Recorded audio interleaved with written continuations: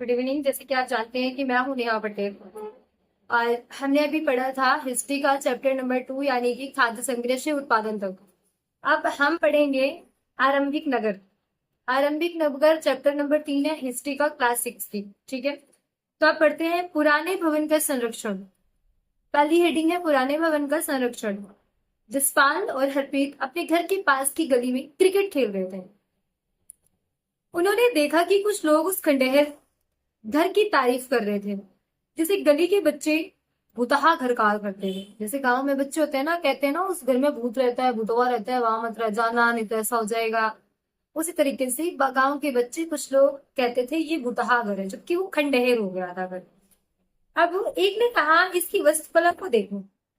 एक कोई थोड़ा ठीक ठाक होगा बच्चा, उसने कहा कि इसकी वास्तुकला को देखो, जिसमें नक्काशी की हुई है, फिर जो डिजाइन किया हुआ है घर में। क्या आपने कहीं लकड़ी पर इतनी सुंदर नक्काशी देखी है? दूसरी महिला ने कहा। हमें मंत्री जी को पत्र लिखकर कहना चाहिए कि वह इस खूबसूरत घर को सुरक्षित रखने के लिए इसकी मरम्मत कराने की व्यवस्था करें। यह सब सुनकर जसपाल और हरप्रीत सोचने लगे कि इस पुराने खंडहर से लोगों का इतना लगाव क्यों हो सकता है। तब यहां से शुरू होती है हड़प्पा की कहानी। अब हड़प्पा की कहानी अक्सर पुरानी इमारत अपनी कहानी बताती है। लगभग 150 मतलब 150 साल पहले जब पंजाब में पहली बार रेलवे लाइनें बिछाई जा रही थी, तो इस काम में जुटी इंजीनियरों को अचानक हड़प्पा पूरा स्थल मिला, जो आधुनिक पाकिस्तान में है। जो पंजाब का बॉर्डर है या फिर आप कह सकते हैं पाकिस्तान, जो इस टाइम पे जो हड़प्पा की सभ्यता जिसको बोलते हैं हड़प्पा, तो वो इस टाइम पे पाकिस्तान में है। ठीक है, तब उन्होंने सोचा कि यह ऐसा खंडहर है जहां से अच्छी ईंटें मिलेंगी। यह सोचकर वे हड़प्पा के खंडहरों से हजारों ईंटें उखाड़ ले गए, जिससे उन्होंने रेलवे लाइनें बिछाई। इससे कई इमारतें पूरी तरह नष्ट हो गई। अब वहां पे कुछ बड़ी बड़ी इमारतें बनी होंगी जिनमें अच्छी ईंट होंगी, तो उनके मन में आया होगा कि अगर हम यहाँ से ईंट निकाल लेते हैं तो एक तो नया मकान बन जाएगा, और उन्होंने पुरानी इमारत वहां से नष्ट कर दी। सॉरी। अब इसके बाद लगभग 80 साल पहले पुरातात्विकों ने इस स्थल को ढूंढा, और तब पता चला कि ये खंडहर उप महाद्वीप के सबसे पुराने शहरों में से एक है। चूंकि इस नगर की खोज सबसे पहले हुई थी, इसलिए बाद में मिलने वाले इस तरह के सभी पुरा स्थलों में जो इमारतें और चीजें मिली उन्हें हड़प्पा सभ्यता की इमारतें कहा गया।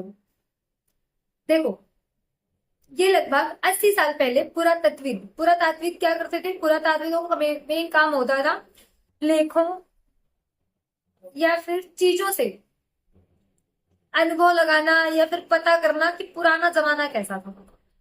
तो उन्होंने जब उनको पुरानी चीजें मिली, इमारतें मिली, तो उन्होंने उसका नाम हड़प्पा रखा। पुरातात्विकों ने इस स्थल को ढूंढा और तब पता चला ये खंडहर उप महाद्वीप के सबसे पुराने शहरों में से एक है। इस नगर की खोज, जिसको हम हड़प्पा बोलते हैं, इस नगर की खोज सबसे पहले हुई थी, इसलिए बाद में मिलने वाली इस तरह के सभी पुरा स्थलों को जो इमारतें चीजें मिली उन्हें हड़प्पा सभ्यता की इमारतें कहा गया। इन शहरों का निर्माण लगभग 4700 साल पहले हुआ था। आज से 4700 साल लगभग पहले। अब बात करते हैं इन नगरों की विशेषता क्या थी। ये जो नगर थे इनकी क्या विशेषताएं थी, तो बात कर लेते हैं। इन नगरों में से कई को 2 या उससे ज्यादा हिस्सों में विभाजित किया गया। प्रायः पश्चिमी भाग छोटा था, पश्चिमी भाग छोटा था, लेकिन ऊंचाई पर बना था, और पूर्वी हिस्सा बड़ा था। मान लो ये हाथ है, तो ये पूर्वी हिस्सा है और ये पश्चिमी हिस्सा है। तो जो पूर्वी हिस्सा है तो ये ऊंचा है लेकिन छोटा है, और जो पश्चिमी हिस्सा है वो बड़ा है लेकिन थोड़ा गहराई है। ठीक है, लेकिन यह निचले इलाकों में था। ऊंचाई वाले भाग को पुरातात्विदों ने नगर दुर्ग कहा है। जो ऊंचे स्थान मिले हैं उन्हें नगर दुर्ग कहा गया है, और निचले हिस्से को निचला नगर कहा गया है। दोनों हिस्सों की चहर दीवारियां पक्की ईंटों से बनाई जाती थी। जो दोनों हिस्से थे उनकी जो चहर दीवारियां की जाती थी वो पक्की ईंटों से की जाती थी। इनकी ईंटें इतनी अच्छी पकी थी कि हजारों सालों बाद आज तक उनकी दीवारें खड़ी रही। दीवार बनाने के लिए ईंटों की चिनाई इस तरह करते थे जिससे कि दीवारें खूब मजबूत रही। कुछ नगरों से नगर दुर्ग में कुछ खास इमारतें बनाई गई। मिसाल के तौर पर मोहनजोदड़ो में खास तालाब बनाया गया है जिसे पुरातात्विकों ने महान स्नानागार कहा है। इस तालाब को बनाने में ईंट और प्लास्टर का इस्तेमाल किया गया था। इसे पानी का रिसाव रोकने के लिए प्लास्टर के ऊपर चारकोल की परत चढ़ाई गई थी। इस सरोवर में दो तरफ से उतरने के लिए सीढ़ियां बनाई गई थी और चारों ओर कमरे बनाए गए थे। इसमें भरने के लिए पानी कुएं से निकाला जाता था। उपयोग के बाद इसे खाली भी कर दिया जाता था। शायद यहाँ विशिष्ट नागरिक विशेष अवसरों पर स्नान किया करते थे। मान लो कोई भी नागरिक आ गया, कोई बाहर का विदेशी आ गए घूमने, तो वो यहाँ पे स्नान किया करते थे। कालीबंगा और लोथल जैसे अन्य नगरों में अग्निकुंड मिले हैं। जैसे कालीबंगा शहर है और लोथल जैसे नगर है, इन नगरों में अग्निकुंड मिले हैं जहां संभवतः यज्ञ किए जाते होंगे। हड़प्पा, मोहनजोदड़ो और लोथल जैसे कुछ नगरों में बड़े बड़े भंडार गृह भी मिले हैं। जो मोहनजोदड़ो है, हड़प्पा है और लोथल है, इन बड़े बड़े नगरों में हड़प्पा में भंडार भी मिला है। भंडार गृह यानी कि ईंटों का बना हुआ या फिर एक ऐसा कमरा जहां पे सिर्फ खाने का सामान हो, उसे भंडार गृह कहते हैं। ये नगर आधुनिक पाकिस्तान के पंजाब और सिंध प्रांतों, भारत के गुजरात, राजस्थान, सुन लीजिएगा इसका है जैसे ये नगर, ये जो हमारा हड़प्पा हो गया, लोथल हो गया और कालीबंगा हो गया, ये जो नगर है, ये नगर मोहनजोदड़ो, आधुनिक पाकिस्तान, पंजाब और सिंध प्रांतों, भारत के गुजरात, राजस्थान, हरियाणा और पंजाब प्रांतों में से मिले हैं। इन सभी स्थलों से पुरातात्विकों को अनोखी वस्तुएं मिली हैं, जैसे मिट्टी के लाल बर्तन जिन पर काले रंग के चित्र बने थे, पत्थर के बाण, मुहरे, मनके, तांबे के उपकरण और पत्थर के लंबे ब्लेड। बहुत सारा सामान मिला है, उसके बारे में यहाँ पे राइटर ने वर्णन किया है। अब भवन, नाले और सड़कें। तब के जमाने में भवन कैसे होंगे, नाले कैसे होंगे और सड़कें कैसी होंगी। इन नगरों के घर आमतौर पर एक या दो मंजिले होते थे। घर के आंगन चारों ओर कमरे बनाए जाते थे। घर के आंगन के चारों ओर कमरे बनाए जाते थे। अधिकांश घरों में एक अलग स्नानागार होता था और कुछ घरों में कुएं भी होते थे। कई नगरों में ढके हुए नाले थे। इन्हें सावधानी से सीधी लाइन में बनाया जाता था। हर नाली में हल्की ढलान होती थी ताकि पानी आसानी से बह सके। अक्सर घरों की नालियों को सड़कों की नालियों से जोड़ दिया जाता था, जो बाद में बड़े नालों में मिल जाती थी। नालों के ढके होने के कारण इन्हें जगह जगह पर मेन होल बनाए गए थे। मान लीजिए आपके टाइम पे गटर समझते हो, जैसे शहरों में गटर होते हैं तो थोड़ी थोड़ी दूर में होल बना होता है, तो उससे उससे उस टाइप का पहले नली क्या बोलते हैं नाली बनी होती थी, लेकिन थोड़ी थोड़ी दूर में एक छोटा सा होल बनाया जाता था कि कहीं पानी रुक ना जाए, है ना।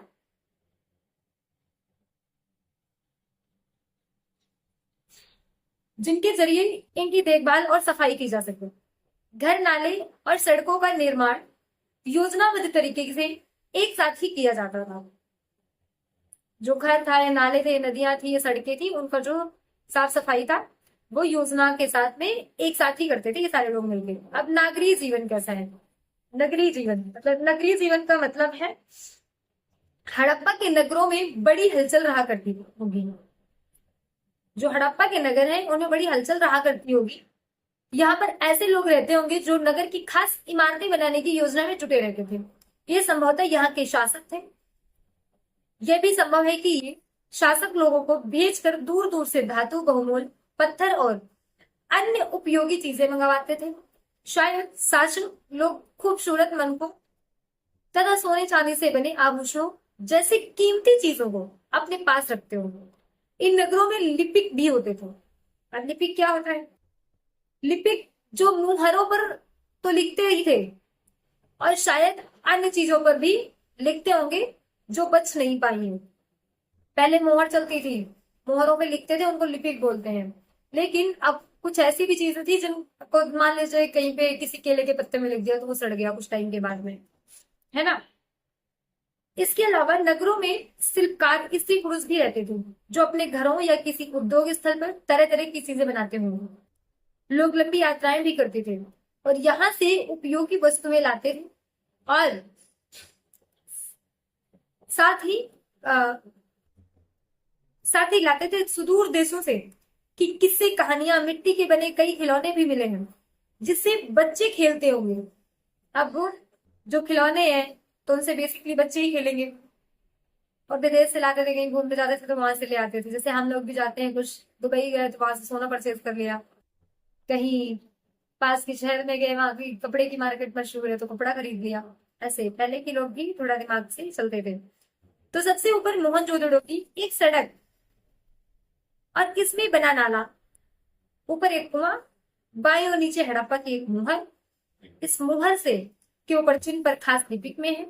उपमहाद्वीप में पाए गए लेखक का यह प्राचीन उदाहरण है कि विद्वानों ने इसे पढ़ने की कोशिश की, लेकिन अभी तक यह पता नहीं चल पाया कि इसका अर्थ क्या है। दाईं और नीचे पक्की मिट्टी के खिलौने भी हैं। देखो, ये मोहनजोदड़ो की नालियां हैं, ये नालियां हो गई। अब ये रहा मेन होल, जो सड़कों में मेन होल रहता था, ये है। अब पक्की मिट्टी के खिलौने, ये है।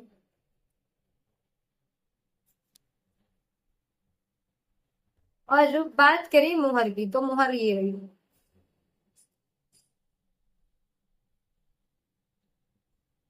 ये है मुहर। अब आगे चलते हैं।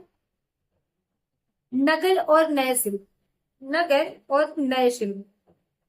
आओ अब कुछ ऐसी चीजों के बारे में अध्ययन करें जो हड़प्पा के नगरों से प्राप्त हुई है पुरातात्विकों को। जो चीजें वहां मिली हैं उनमें अधिकतर पत्थर, शंख, तांबे, कांसे, सोने और चांदी जैसी धातुओं से बनाई गई थी। तांबे और कांसे से औजार, हथियार, गहने और बर्तन बनाए जाते थे। सोने और चांदी से गहने और बर्तन बनाए जाते थे। यहाँ मिली सबसे आकर्षक वस्तुओं में मन के बांट और फलक है। मन के बांट और फलक है। पत्थर के बांट देखो कितने ध्यान से और उपयोग तरीके से इन बांटों को बनाया गया है। इन्हें चार्ट पत्थर से बनाया गया है। इन्हें एक चट नाम का पत्थर होता है, उस पत्थर से बने हुए हैं। आपको पेज नंबर कितने में मिलेंगे? पेज नंबर 28 में। चट पत्थर से बनाया गया था। इन्हें शायद बहुमूल्य पत्थर और धातुओं को तौलने के लिए बनाया गया होगा। मध्य में बाएं मन के इनमें से कई कार्नीलियन पत्थरों से बनाए गए थे। पत्थरों को काट और तराश कर मन के बनाए गए। इनके बीच छेद किए गए कि ताकि धागा डालकर माला बनाई जाए। मध्य में दाएं पत्थर के धारदार फलक, नीचे दाएं कढ़ाईदार वस्त्र, एक महत्वपूर्ण व्यक्ति की पत्थर से बनी मूर्ति जो मोहनजोदड़ो से मिली थी। इसमें इसे कढ़ाईदार वस्त्र पहने दिखाया गया है।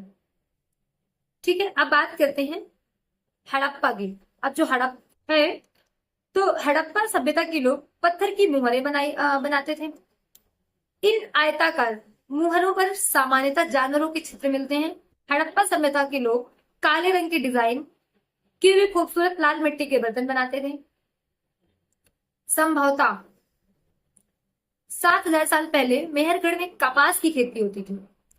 मोहनजोदड़ो के कपड़े के टुकड़ों के अवशेष चांदी की एक फूलदार के ढक्कन तथा अन्य तांबे की वस्तुओं से चिपके हुए मिले।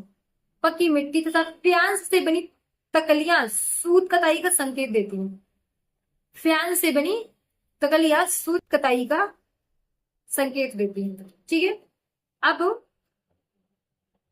इनमें से अधिकांश वस्तुओं का निर्माण विशेषज्ञों ने किया था। विशेषज्ञ उसे कहते हैं जो किसी खास चीज को बनाने के लिए खास प्रशिक्षण लेता है, जैसे पत्थर तराशना, मन के चमकाना, या फिर मुहरों पर पच्चीकारी करना आदि।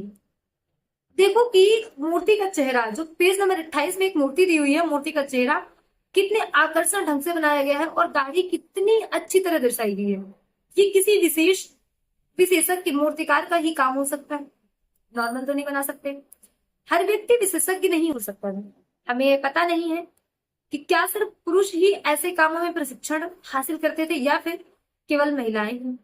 शायद कुछ महिलाएं और पुरुष दोनों ही इस काम में दक्ष थे। जैसे आजकल बहुत सारी लड़कियां काम करती हैं, जॉब करती हैं, और बहुत सारे लड़के भी जॉब करते हैं, तो उसी तरीके से जो राइटर है उसे कंफर्म नहीं है, बिल्कुल सही नहीं पता है कि उस टाइम पे जो पुरुष थे वो बनाते थे, ये महिलाएं भी, या दोनों ही मिलकर काम करते थे, उन्हें अभी ये प्रॉपर तरीके से पता नहीं है। अब बात करते हैं प्याज पत्थर की, जिससे तकलियां बनाते थे सूत काटने के लिए। पत्थर और शंख प्राकृतिक तौर पर पाए जाते थे, लेकिन फ्यांस को कृत्रिम रूप से तैयार किया जाता है। बालू या स्फटिक पत्थरों के चूर्ण को गोंद में मिलाकर उनसे वस्तुएं बनाई जाती थी। उसके बाद उन वस्तुओं पर एक चिकनी परत चढ़ाई जाती थी। इन चिकनी परत के रंग प्रायः नीले या हल्के समुद्री हरे होते थे। फ्यांस से मन के चूड़ियां, बाले और छोटे बर्तन बनाए जाते थे। कच्चे माल की खोज में, कच्चा माल उन पदार्थों को कहते हैं जो या तो प्राकृतिक रूप से मिलते हैं या फिर किसान या पशुपालक उनका उत्पादन करते हैं। जैसे लकड़ी या धातुओं के ऐसे प्राकृतिक रूप से उपलब्ध कच्चे माल हैं। इनसे फिर कई तरह की चीजें बनाई जाती हैं। मिसाल के तौर पर किसानों द्वारा पैदा किए गए कपास को कच्चा माल कहते हैं, जिससे बाद में कताई बुनाई करके कपड़ा तैयार किया जाता है। हड़प्पा में लोगों को कई चीजें वहीं मिलती थी, लेकिन तांबा, लोहा, सोना, चांदी, बहुमूल्य पत्थरों जैसे पदार्थों को भी दूर दूर से आयात करते रहते थे। हड़प्पा के लोग तांबे का आयात संभवतः आज के राजस्थान से करते हैं। यहाँ तक कि पश्चिम एशियाई देश ओमान से भी तांबे का आयात किया जाता था। कांसा बनाने के लिए तांबे के साथ मिलाई जाने वाली धातु टीन का आयात आधुनिक ईरान और अफगानिस्तान से किया जाता था। सोने का आयात आधुनिक कर्नाटक और बहुमूल्य पत्थर का आयात गुजरात, ईरान और अफगानिस्तान से किया जाता था। अब नगरों में रहने वालों के लिए भोजन। लोग नगरों के अलावा गांव में भी रहते थे, वे अनाज उगाते थे और जानवर पालते थे। किसान और चरवाहे ही शहरों में रहने वाले शासकों, लेखकों और दस्तकारों को खाने के सामान देते थे। पौधों के अवशेषों से पता चलता है कि हड़प्पा के लोग गेहूं, जौ, दालें, मटर, धान, तिल और सरसों उगाते थे। जमीन की जुताई के लिए हल का प्रयोग एक नई बात थी। हड़प्पा काल के हल तो नहीं बच पाए, क्योंकि वे प्रायः लकड़ी के बनाए जाते थे, लेकिन हल के आकार के खिलौने मिले होंगे। इस क्षेत्र में बारिश कम होती है, इसलिए सिंचाई के लिए लोगों ने कुछ तरीके अपनाए होंगे। संभवतः पानी का संचय किया जाता होगा और जरूरत पड़ने पर उससे फसलों की सिंचाई की जाती होगी। हड़प्पा के लोग गाय, भैंस, भेड़ और बकरियां पालते थे। बस्तियों के आसपास तालाब और चारागाह होते थे, लेकिन सूखे महीनों में मवेशियों के झुंडों को चारा पानी की तलाश में दूर दूर तक ले जाया जाता था। वे बेर जैसे फलों को इकट्ठा करते थे, मछलियां पकड़ते थे और हिरण जैसे जानवरों को शिकार भी करते थे। अब बात करते हैं चीजों की। तो चीजों को एक जगह से दूसरी जगह कैसे ले जाया जाता होगा। इन चित्रों को देखो, एक खिलौना और दूसरी एक मुहर, वो आपको देखना है पेज नंबर 30 में मिलेगा। ठीक है। अब बात करते हैं गुजरात में हड़प्पा कालीन नगर का सूक्ष्म निरीक्षण। कच्छ के इलाके में खादिर बेट के किनारे धौलावीरा नगर बसा। कच्छ के इलाके में खादिर बेट के किनारे, बेट माने खादिर बेट एक कोई जगह है, नदी होगी, उसी के किनारे धौलावीरा नगर बसा था। वहां साफ पानी मिलता था और जमीन उपजाऊ थी, जहां हड़प्पा सभ्यता के कई नगर 2 भागों में विभक्त थे। वहीं धौलावीरा नगर के 3 भागों में बांटा गया था। इसके हर हिस्से के चारों ओर पत्थर की ऊंची ऊंची दीवार बनाई गई थी। इसके अंदर जाने के लिए बड़े बड़े प्रवेश द्वार थे। इस नगर में एक खुला मैदान भी था, जहां सार्वजनिक कार्यक्रम आयोजित किए जाते थे। यहाँ मिले कुछ अवशेषों में हड़प्पा लिपि के बड़े बड़े अक्षरों को पत्थरों में खुदा पाया गया है। इन अभिलेखों को संभवतः लकड़ी में जड़ा गया था। यह एक अनोखा अवशेष है, क्योंकि आमतौर पर हड़प्पा के लेख मुहर जैसी छोटी वस्तुओं पर पाए जाते हैं। गुजरात की खंभात की खाड़ी में मिलने वाली साबरमती की एक उप नदी के किनारे बसा लोथल नगर ऐसे स्थान पर बसा था, जहां कीमती पत्थर जैसे कच्चा माल आसानी से मिल जाता था। यह पत्थरों, शंखों और धातुओं से बनाई गई चीजों का एक महत्वपूर्ण केंद्र था। इस नगर में एक भंडार गृह भी था। इस भंडार गृह के कई मुहरें और मुद्रांकन या मुहरबंदी गीली मिट्टी पर दबाने से बनी उनकी छाप मिले। लोथल का बंदरगाह, ये बड़ा तालाब लोथल का बंदरगाह रहा होगा, जहां समुद्र के रास्ते और आने वाले नीचे नावें रुकती थी। संभवतः यहाँ पर माल चढ़ाया उतारा जाता होगा। अब बात करते हैं, यहाँ पर एक इमारत मिली है जहाँ संभवतः मनके बनाने का काम होता था। पत्थर के टुकड़े, अधबने मटके या फिर मनके बनाने वाले उपकरण जैसे तैयार मनके भी यहाँ मिले। मुद्रा यानी कि मोहर, मुहर और मुद्रांकन या मुहरबंदी। मुहरों का प्रयोग सामान से भरे उन डिब्बों या थैलों को चिन्हित करने के लिए किया जाता होगा जिन्हें एक जगह से दूसरी जगह भेजा जाता था। थैलों को बंद करने के बाद उनके मुहानों पर गीली मिट्टी पोत कर उन पर मुहर लगाई जाती थी। मुहर की छाप को मुहरबंदी कहते हैं। अगर ये छाप टूटी हुई नहीं होती है तो यह साबित हो जाता था कि सामान के साथ छेड़छाड़ नहीं हुई है। आज भी मुहर का प्रयोग होता है। पता लगाओ कि मुहरों का उपयोग किस तरीके से किया जाता है। अब बात करते हैं सभ्यता के अंत का रहस्य। लगभग 3900 साल पहले एक बड़ा बदलाव देखने को मिलता है। अचानक लोगों ने इन नगरों को छोड़ दिया। लेखन, मुहर और बाटों का प्रयोग बंद हो गया। दूर दूर से कच्चे माल का आयात काफी कम हो गया। मोहनजोदड़ो में सड़कों पर कचरे के ढेर बनने लगे। जल निकास प्रणाली नष्ट हो गई और नगरों पर ही झुग्गीनुमा घर बनाए जाने लगे। ये सब क्यों हुआ कुछ पता नहीं। कुछ विद्वानों का कहना है कि नदियां सूख गई थी। अन्य का कहना है कि जंगलों का विनाश हो गया था। इसका कारण ये हो सकता है कि ईंट पकाने के लिए ईंधन की जरूरत पड़ती है। इसके अलावा मवेशियों के बड़े बड़े झुंडों से चारागाह और घास वाले मैदान समाप्त हो गए होंगे। कुछ इलाकों में बाढ़ आ गई होगी। लेकिन इन कारणों से स्पष्ट नहीं हो पाता कि सभी नगरों का अंत कैसे होगा। लेकिन बाढ़ और नदियों को सूखने का असर कुछ ही इलाकों में हुआ होगा। ऐसा लगता है कि शासकों का नियंत्रण समाप्त हो गया। जो भी हुआ हो, परिवर्तन का असर बिल्कुल साफ दिखाई देता है। आधुनिक पाकिस्तान की सिंध और पंजाब की बस्तियां उजड़ गई थी। कई लोग पूर्व और दक्षिण के इलाकों में नई और छोटी बस्तियों में जाकर बसते हैं। इनके लगभग 1400 साल बाद नए नगरों का विकास हुआ। इनके बारे में कुछ अध्याय 5 और 8 में पढ़ोगे। ये जो अध्याय आपने पढ़ा है ये 5 और 8 में पढ़ोगे। आप थोड़ा सा पढ़ते हैं, थोड़ा एक्स्ट्रा पढ़ते हैं, इसको अन्यत्र बोलते हैं। अपने एटलस में मिस्र ढूंढो। आपको पेज नंबर 33 में दिया हुआ एक एटलस, उसमें आपको मिस्र ढूंढना है। नीले रंग के आसपास वाले इलाकों को छोड़कर मिस्र का अधिकांश भाग रेगिस्तान है। लगभग 5000 साल पहले मिस्र में शासक करने वाले राजाओं को सोना, चांदी, हाथी दांत, लकड़ी और हीरे जवाहरात बनाने के लिए अपनी सेनाएं दूर दूर तक भेजी। इन्होंने बड़े बड़े मकबरे बनवाए जिन्हें पिरामिड के नाम से जाना जाता है। राजाओं के मन के पर उनके शवों को इन्हीं पिरामिडों में दफनाकर सुरक्षित रखा जाता है। इन शवों को मम्मी कहा जाता था। इनके शवों के साथ और भी अनेक चीजें दफनाई जाती थी, जैसे खाद्यान्न, पेय, वस्त्र, गहने, बर्तन, वाद्यांश, हथियार और जानवर शामिल हैं। कभी कभी शव के साथ उनके सेवक और सेविकाओं को भी दफन किया जाता था। दुनिया में इतिहास में शवों को दफनाने की परंपरा को देखते हुए मिस्र में सबसे ज्यादा धन दौलत खर्च किया जाता था। मतलब पूरी दुनिया में अगर कोई मरने में कोई पैसा खर्च करता था तो वो देश था मिस्र। अब बात करेंगे कुछ उपयोगी शब्दों की, जैसे नगर। नगर यानी कि मतलब शहर। नगर दुर्ग। नगर दुर्ग का मतलब क्या है? जो उचले हिस्से में थे। दो हिस्से थे, एक तो निचला हिस्सा और उचला हिस्सा। जो ऊंचा हिस्सा था उसे नगर दुर्ग कहा जाता है। शासक यानी कि राजा। लिपिक यानी कि मुहरों पर लिखने वाले या फिर पर्टिकुलर कहीं भी लिखते थे, जिसको लिखना बोलते हैं, लिपिक वो होते हैं। उसके बाद में मुहर क्या होती है? मुहर यानी कि किसी धातु की बनी हुई पर्टिकुलर एक शेप, जिसको हम मुहर बोलते हैं।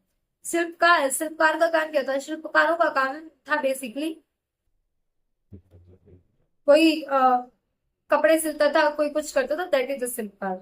धातु का मतलब जैसे कि सोना, चांदी, हीरे जवाहरात, लोहा, ये धातु है। विशेषज्ञ का मतलब एक पर्टिकुलर प्रॉपर इंफॉर्मेशन, या फिर आप ये कह सकते हैं जिस क्षेत्र की आपको पूरी जानकारी हो उस क्षेत्र के आप विशेषज्ञ हो। कच्चा माल प्राकृतिक वस्तु है जो डायरेक्ट किसान से प्राप्त हो या तो फिर डायरेक्ट प्रकृति से प्राप्त हो, दैट इज अ कच्चा माल। हल क्या होता था? हर लकड़ी का होता था। सिंचाई, खेत जोतने के लिए हल का प्रयोग किया जाता था। सिंचाई का मतलब क्या था? पौधों को पानी देना। अब कुछ महत्वपूर्ण तिथियां थी। मेहरगढ़ में कपास की खेती लगभग 7,000 साल पहले की गई थी। नगरों का आरंभ लगभग 4700 साल पहले हुआ था।